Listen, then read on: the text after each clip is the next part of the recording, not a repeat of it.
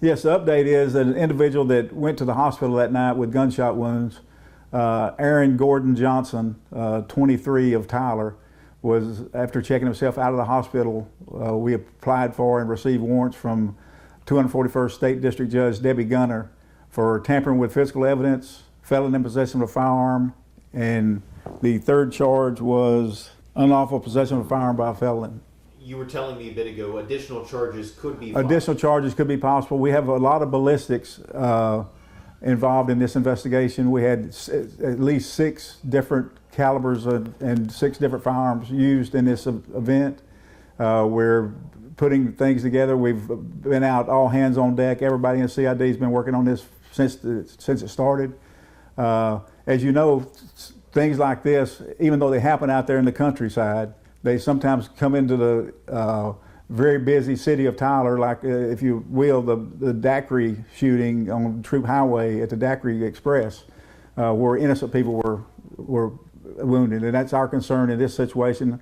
That's why we're putting all hands on deck and putting everybody on the street, getting leads, and making sure that we prosecute anybody that's prosecutable in this investigation. And that takes me to my next question. What happens next in the investigation? We're still following up leads.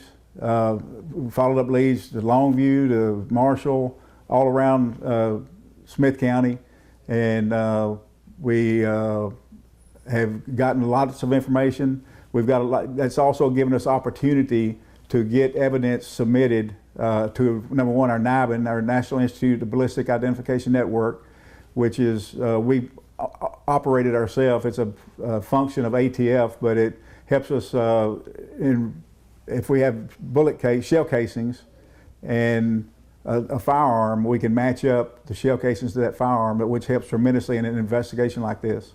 It helps you see other, especially in gang situations, where other people have had shootouts, and whether it may be in the county, the city, or wherever, everybody, all the law enforcement around here submit their shell casings where they have witnesses or victims or anything. If they just have a gang-related shooting or any kind of shooting where nobody else is there, they collect the shell casings and submit them. That way we can tie it back to other investigations, because this isn't something that just happens once. The gang violence is ongoing.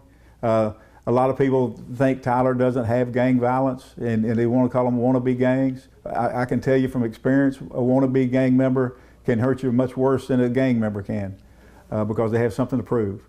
And they don't care where they do it at, and we're going to get a handle on it.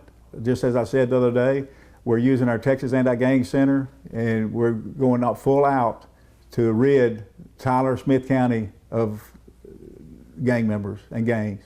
And you mentioned the multiple calibers of weapons. Mm-hmm. In terms of how many people you think were actually involved in the shooting here, Mm-hmm. any idea? Of the shooting itself, where they might not even hit anybody, we believe there was at least 6. From that and from witness interviews that we've conducted. And again, we're out there still conducting interviews at this point and trying to put the puzzle completely together before we get additional warrants for additional people. We're looking at potentially filing an engaging case, which would be being a member of the gang, and the things that they're out doing would qualify them to be prosecuted under engaging, we believe. And we're going to be very serious with them, and we're going to file every charge that can be filed and make Smith County much safer in the process.